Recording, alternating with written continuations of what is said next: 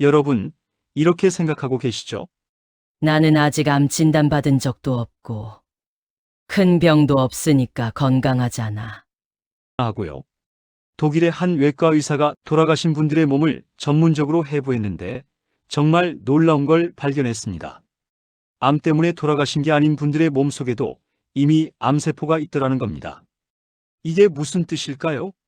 암이라는 게 어느 날 갑자기 탁 하고 생기는 게 아니라는 거예요. 사실은 우리 몸속에서 매일 암세포가 생겼다가 사라지고를 반복하고 있다는 뜻입니다. 마치 집에 먼지가 매일 쌓이듯이요. 지금 이 순간에도요, 여러분 몸속에서는 암으로 자랄 수 있는 세포가 생기고 있어요. 동시에 그걸 찾아내서 치우는 일도 계속 일어나고 있고요. 이게 우리 몸속에서 24시간 벌어지는 전쟁입니다. 그럼 이 전쟁에서 이기느냐 지느냐를 가르는 게 뭘까요? 딱 하나입니다. 바로 면역력이에요. 면역력이 튼튼하면 암세포는 조용히 사라져요. 그런데 면역력이 떨어지고 지치면 그때부터 암세포가 살아남기 시작하는 겁니다. 저는 시니어 건강 컨설턴트 김도현입니다. 시니어 분들을 상담하고 관찰하면서 분명하게 느낀 게 하나 있습니다. 암을 포함한 많은 질병은 사실 치료 이전에 몸의 환경 문제이고, 그래서 먹는 음식이 매우 중요합니다. 이 영상을 끝까지 들으시면요, 암이 버티기 힘든 몸을 만드는 방법을 알게 되시고, 실천하면 암을 예방하여 건강한 삶을 사시게 됩니다. 안녕하세요. 백세웰빙입니다. 구독과 좋아요는 저에게 큰 힘이 됩니다. 많은 분들이 암이나 큰 병은 어느 날 갑자기 찾아온다고 생각하세요. 그런데 제가 현장에서 수없이 본 모습은 전혀 달랐어요. 몸은 아주 오래전부터 아주 조용하게 무너지고 있었습니다. 첫 번째, 식습관부터 볼까요? 요즘 식사는 배를 채우기엔 충분해요. 근데 몸을 지켜주기엔 부족한 경우가 정말 많습니다. 아침엔 달달한 커피나 음료, 점심엔 빵이나 국수, 저녁엔 양념 센 반찬들. 입은 즐거운데 말이죠. 이런 음식들은 몸속에서 빠르게 당으로 바뀌어 버려요. 그럼 어떻게 될까요? 혈당이 갑자기 확 올라가면 우리 몸은 긴장 상태에 들어갑니다. 그때마다 면역세포들이 쉴 틈도 없이 끌려 나와요. 마치 119 소방관들이 밤낮 없이 출동하는 것처럼요. 이런 생활이 계속 반복되면 면역은 점점 지쳐갑니다. 두 번째는 잠이에요. 나이 먹으면 잠이 줄어드는 게 당연하지 뭐. 하고 많이들 생각하시죠? 근데 잠은요, 단순히 쉬는 시간이 아닙니다. 우리 몸을 수리하는 시간이에요. 낡은 세포를 치우고 면역세포를 다시 정비하는 시간이 바로 잠입니다. 이 시간이 계속 부족해지면요, 우리 몸은 고장난 채로 다음 날을 맞이하게 되는 거예요. 세 번째는 움직임입니다. 제가 운동하라고 하면 헬스장 가야 하나요? 이렇게 물어보시는 분들 계세요. 아니에요. 그런 거창한 거 말하는 게 아닙니다. 하루 종일 앉아만 계시고 몸을 거의 안 쓰시면 어떻게 될까요? 혈액이 느리게 흐르고 산소가 구석구석 잘 안 가요. 면역세포는 길이 막힌 도로에서 정체된 차처럼 제 역할을 못하게 됩니다. 네 번째는 스트레스예요. 나이 들면 마음이 편해질 것 같죠? 그런데 실제로는 걱정거리가 더 늘어나는 경우가 많아요. 자식 걱정, 건강 걱정, 경제 걱정. 이 스트레스는요, 몸속에서 불을 끄는 게 아니라 불씨를 키웁니다. 면역은 계속 소모되고 회복할 여유는 점점 사라지는 거죠. 이렇게 식사, 잠, 움직임, 마음이 조금씩 어긋나기 시작하면 면역은 어느 순간부터 버티지 못해요. 문제는요, 이 모든 과정이 너무 자연스럽게 진행된다는 겁니다. 그래서 많은 분들이 몸이 보내는 신호를 그냥 세월 탓이겠지 하고 넘기게 되는 거예요. 우리 몸을 보면요, 장은 장이고 뇌는 뇌, 심장은 심장, 이렇게 따로따로 있는 것처럼 생각하기 쉽죠. 근데 실제로는 전혀 그렇지 않아요. 우리 몸은 하나로 쫙 이어진 구조입니다. 어느 한 군데가 흔들리면 다른 곳도 함께 영향을 받는 거예요. 먼저 장 이야기부터 해볼게요. 장에는요, 우리 몸 면역세포에 엄청난 양이 모여 있어요. 저는 장을 종종 면역의 사령부라고 부릅니다. 이 사령부가 튼튼하면 밖에서 문제가 생겨도 빠르게 대응할 수 있어요. 근데 장이 지치면요? 면역은 출발선부터 힘이 빠지는 겁니다. 속이 더부룩하고 변을 볼 때마다 불규칙하고 자주 체하시죠? 이런 상태가 계속되면 몸은 이미 경고를 보내고 있는 거예요. 야, 나 좀 힘들어. 하고요. 그리고 이게 재밌는데요. 장은 뇌하고도 직접 연결되어 있어요. 그래서 장이 불편한 날은 괜히 기운도 없고 머리도 멍하고 그러시죠? 반대로 스트레스를 많이 받는 날엔 배가 먼저 아프기도 하고요. 이렇게 장과 뇌는 서로 신호를 주고받으면서 면역 상태를 함께 좌우합니다. 혈관도 마찬가지예요. 혈관을 그냥 피 흐르는 관 정도로만 생각하시면 안 돼요. 이게 사실은 면역세포가 이동하는 고속도로이고 산소랑 영양분을 실어 나르는 택배 트럭 길이에요. 이 길이 막히거나 느려지면요. 면역세포가 필요한 곳에 제때 못 갑니다. 산소가 부족한 환경에서는 정상세포도 힘들어지고 문제가 되는 세포는 오히려 숨어들기 쉬워지는 거죠. 혈당 얘기도 빼놓을 수 없어요. 혈당이 갑자기 확 올라가면 우리 몸은 이걸 비상 상황으로 받아들입니다. 그러면 스트레스 호르몬이 나오고 면역은 또 한 번 소모돼요. 이런 일이 하루에도 몇 번씩 반복되면요. 정작 면역이 싸워야 할 순간엔 힘이 하나도 안 남아있게 되는 겁니다. 결국 장, 혈관, 뇌 이런 것들을 따로따로 관리할 수 있는 게 아니에요. 하나를 돌보는 행동이 다른 곳까지 함께 살리는 구조입니다. 그래서 저는 늘 말씀드려요. 몸을 한 덩어리로 보고 관리해야 면역도 제 힘을 되찾을 수 있다고요. 얼마 전에요. 우리가 이름만 들어도 다 아는 국민 배우 한 분이 혈액암으로 세상을 떠나셨잖아요. 그 소식 들으시고 많은 분들이 이런 말씀 하셨을 거예요. 왜 이렇게 늦게 발견됐지? 요즘 의학이 이렇게 좋아졌는데도 어쩔 수 없었나? 하고요. 근데 말이죠. 혈액암은 좀 다릅니다. 초기엔 아픈 것도 거의 없어요. 정기 검진 받아도 잘 안 나타나는 경우가 많고요. 그래서 이 병은 사실 발견이 늦어서 생긴 문제라기보다는요. 이미 몸이 오래전부터 버티지 못하고 있었을 가능성이 큰 겁니다. 그분도 겉으로 보시면 되게 활동적이셨잖아요.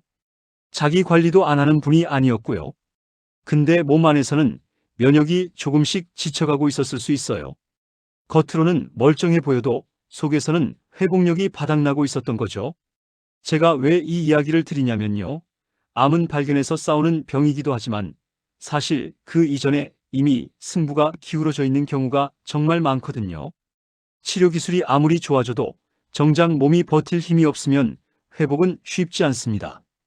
비슷한 케이스를 현장에서도 정말 자주 봐요. 검사상으론 큰 이상이 없대요. 그래서 안심하고 계시다가 감기 하나가 한 달씩 가고 피로가 쌓이고 체력이 눈에 띄게 떨어진 다음에야 문제가 드러나는 거예요. 그때 많은 분들이 이렇게 말씀하세요. 조금만 더 일찍 몸을 돌봤으면 좋았을 텐데. 하고요. 그래서 저는 늘 이렇게 말씀드립니다. 암을 조기에 발견하는 것도 물론 중요해요. 근데 그보다 더 중요한 건요. 암이 자라기 전에 버티고 이겨낼 수 있는 몸을 미리 만들어 놓는 겁니다. 이제부터 제가 드릴 이야기는 특별한 약 이야기도 아니고 뭔가 극단적인 방법도 아니에요. 이미 지쳐있는 면역을 다시 일으켜 세우고 몸의 환경을 조금씩 바꾸는 현실적인 선택에 대한 이야기입니다. 자, 이제 많은 분들이 이런 질문하세요. 그럼 도대체 뭘 먹어야 해요? 하고요. 여기서 가장 중요한 게 뭐냐면요. 음식을 약처럼 생각하시면 안 된다는 겁니다. 음식은 병을 고치는 도구가 아니라 몸이 스스로 싸울 수 있는 환경을 만들어주는 재료에 가까워요. 먼저 고구마 얘기부터 해볼게요. 고구마 하면 많은 분들이 그거 달잖아. 혈당 올라가는 거 아냐? 하고 걱정하세요. 근데 말이죠. 고구마의 단맛은 우리 몸속으로 아주 천천히 들어갑니다. 마치 장작불 떼듯이요. 서서히 타오르면서 에너지를 내주는 방식이에요. 이렇게 천천히 들어온 에너지는 정상세포랑 면역세포가 버틸 힘을 만들어줍니다. 급하게 혈당을 확 올려서 몸을 놀라게 하지 않으니까 면역을 불필요하게 소모시키지 않는 거죠. 브로콜리는요, 몸속 청소부라고 보시면 돼요. 우리 몸 안에는 알게 모르게 쌓이는 찌꺼기들이 정말 많거든요. 브로콜리에 들어있는 성분들은 이런 노폐물이 밖으로 빠져나가도록 도와줍니다. 집안에 먼지 쌓이면 사람이 지치잖아요. 몸도 마찬가지예요. 청소가 안 되면 면역이 먼저 지쳐요. 양배추는 보호막 역할을 해요. 특히 장하고 위를 감싸주는 역할이 큽니다. 장이 편안해야 면역도 안정되거든요. 장이 늘 자극받는 상태면 면역은 늘 비상근무서는 거나 마찬가지예요. 양배추는 이 비상 상태를 진정시켜주는 음식입니다. 이 세 가지 음식의 공통점이 뭘까요? 암세포를 직접 공격한다기보다는요, 암세포가 버티기 힘든 환경을 만든다는 거예요. 면역이 제자리를 찾고 몸이 조용히 균형을 회복하도록 돕는 역할을 하는 겁니다. 그래서 제가 음식 이야기할 때마다 늘 이렇게 정리해요. 몸이 싸울 힘을 되찾으면요, 문제가 되는 세포는 자연스럽게 설 자리를 잃는다고요. 자, 이제부터는 어렵게 생각하지 마세요. 오늘 한 끼를 어떻게 바꿀지만 떠올리시면 됩니다. 면역을 살리는 식사는 거창할 필요가 전혀 없어요. 꾸준히 할 수 있느냐, 이게 제일 중요합니다. 기본은 한 접시예요. 찐 고구마 1개, 브로콜리 1줌, 양배추 조금. 이 세 가지만 있으면 충분해요. 고구마는 주먹만 한 크기 정도면 좋고요. 브로콜리는 손으로 한 움큼, 양배추는 밥숟가락으로 2~3숟갈이면 됩니다.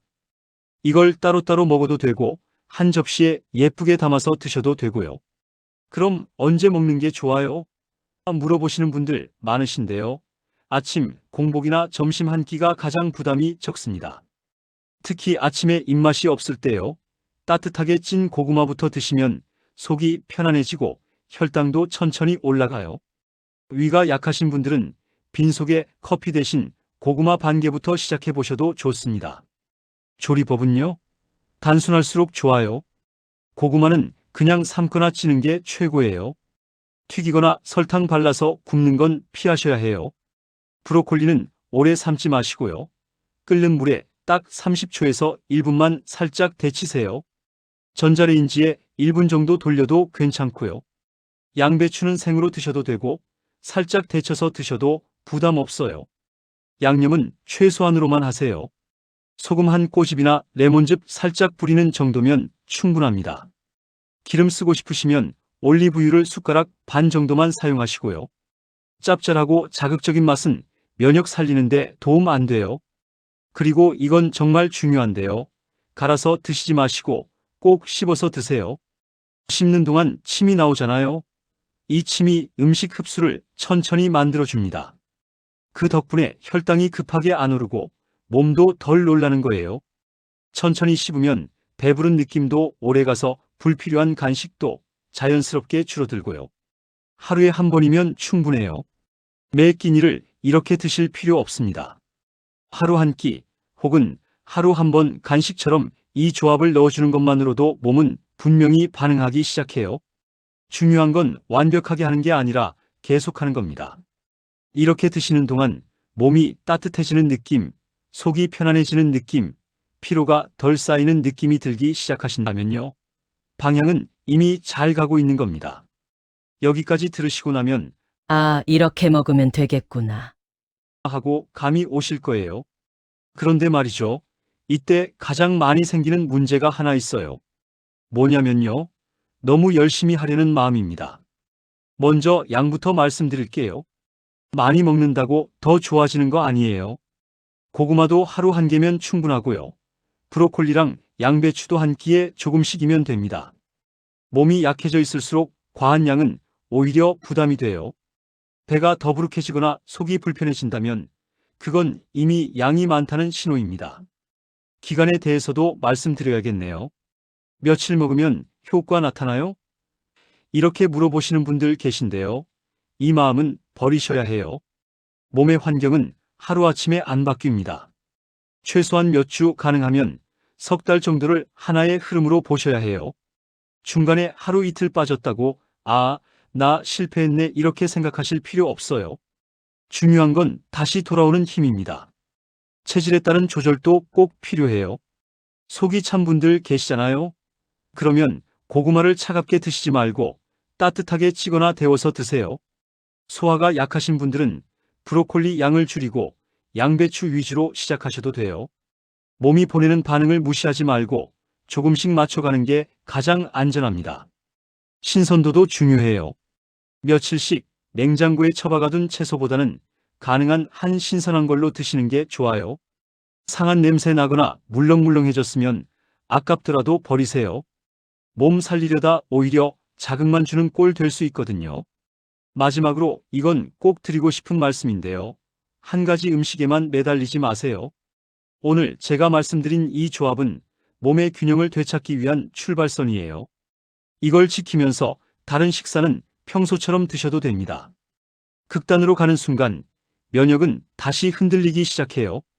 천천히, 부담 없이, 하지만 방향은 분명하게. 이 기준만 지키셔도 몸은 생각보다 훨씬 성실하게 반응해 줍니다. 여기까지 들으시면서 이렇게만 먹으면 되겠구나 하고 마음이 놓이셨을 수도 있어요. 그런데 말이죠. 이 지점에서 꼭 멈춰서 생각해야 할 부분이 있습니다. 아무리 좋은 방법이라도 상황에 따라 조심해야 할 분들은 분명히 계시거든요. 먼저 약 드시고 계신 분들 있으시죠? 특히 당뇨약, 혈압약, 항응고제 같은 약을 꾸준히 드시는 분이라면요. 식단 바꾸기 전에 꼭 담당 의사 선생님한테 말씀드려야 해요. 고구마도 탄수화물이 있잖아요. 이게 약이랑 맞물리면 혈당 변화에 영향을 줄 수 있거든요.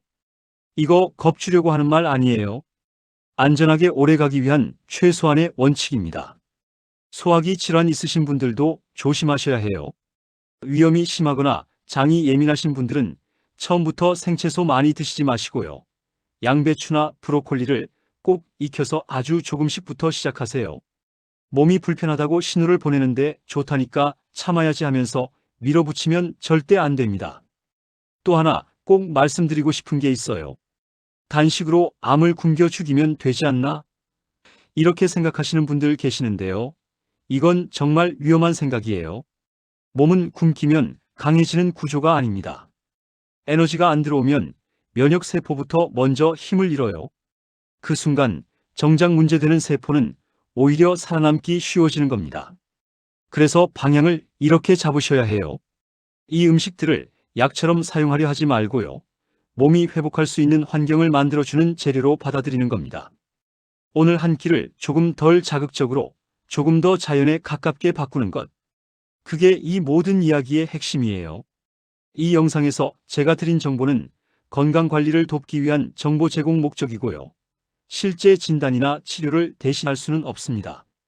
몸에 이상이 있거나 기존 질환이 있으신 경우엔 꼭 의료진의 조언을 우선해 주세요. 오늘 긴 이야기를 함께 해주셔서 감사합니다. 이제 마지막으로 이 영상에서 꼭 가져가셔야 할 핵심만 다시 정리해 보겠습니다. 암은 어느 날 갑자기 하늘에서 떨어지는 병이 아닙니다. 우리 몸 안에서는 매일같이 문제될 수 있는 세포가 생기고 또 매일같이 그것을 처리하는 싸움이 조용히 이어지고 있습니다. 그 싸움에서 결과를 바꾸는 건 운도, 겁도, 공포도 아닙니다. 몸이 버틸 힘이 남아 있었느냐? 바로 그것입니다. 제가 현장에서 만났던 분들 가운데 이 이야기를 몸으로 보여주신 분들이 계십니다. 74세 김영호 어르신은 항암 치료를 마친 뒤에도 늘 피로하고 감기만 오면 한 달씩 고생하셨습니다.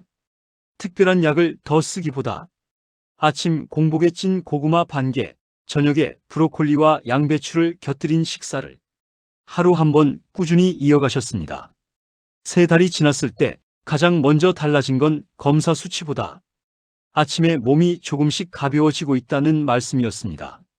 그 뒤로 감기로 병원에 가는 횟수도 눈에 띄게 줄었습니다. 김영호 어르신의 특징은 암을 이기겠다고 몸을 몰아붙이지 않았다는 점입니다. 대신 몸이 다시 일할 수 있는 환경을 조용히 만들어 주셨다는 점입니다. 중요한 건 완벽한 식단이 아닙니다. 오늘 한 끼를 조금 덜 자극적으로 바꾸는 선택, 며칠 빠져도 다시 돌아오는 마음, 몸의 반응을 살피며 천천히 가는 태도. 그 작은 선택들이 쌓여 어느 순간 요즘은 몸이 나를 도와주는 것 같다는 느낌으로 돌아옵니다. 이 영상을 보신 오늘이 몸을 다그치는 하루가 아니라 몸과 다시 한편이 되는 출발점이 되셨으면 합니다. 지금부터 시작해 보십시오. 석 달 뒤의 몸은 분명 지금과는 다를 겁니다. 이 영상이 도움이 되셨다면 백세 웰빙 채널 구독과 좋아요로 함께 해주시고, 여러분은 평소 어떤 음식을 가장 자주 드시는지도 댓글로 남겨주시면 좋겠습니다. 여러분의 경험이 또 다른 분들에게 큰 힘이 됩니다. 지금까지 시니어 건강 컨설턴트 김도현이었습니다. 오늘도 함께하여 주셔서 감사합니다.